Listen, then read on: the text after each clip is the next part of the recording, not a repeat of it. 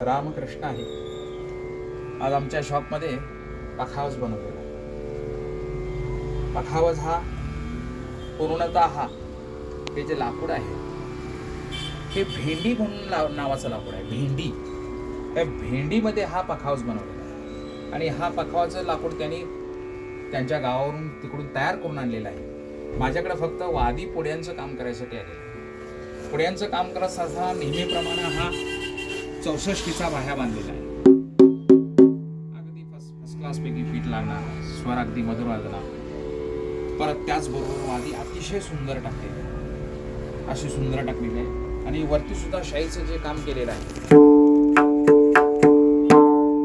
हे अतिशय 64 मध्ये घाट घातलेला आहे. हा पखावज पांढरी दोंडलाही लागणार आणि काळी एकला तरी अतिशय सुंदर वाजणार आहे.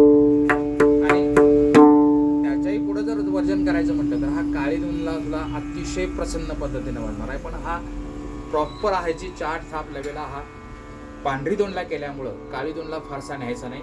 हा काळी एक आणि पांढरी दोन या दोन्ही स्वरामध्ये प्रभुत्व दाखवणार आहे. आणि हा ज्यांचा पखवाज आहे ते स्वतः आलेले आहेत. नाव कसं तुझं? सौरभ नाईक. हे वेंगुर्ल्याचे आहेत. वेंगुर्ल्यापासून आणि 5-10 किलोमीटरच्या अंतरावरती त्यांचं गाव आहे. अन्सूरपाल म्हणून आहे. तिथून आलेले आहेत. आवली आहे, आवड आहे पखवाजाची. काळी 4 टीपचा तबला एक दिलेला आहे आणि हा पांढरी दोन काळी एकचा पखवाज दिलेला आहे. स्वतः वाजवतात सुंदर आणि त्या पद्धतीने 1-2 बोल मी तुम्हाला वाजवून दाखवतो आणि आज मी त्यांना देणार आहे.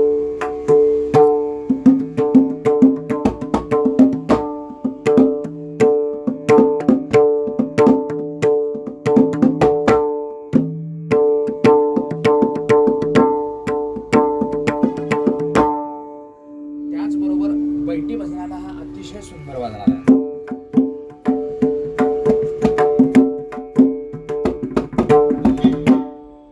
अशा पद्धतीने बनवलेला आहे.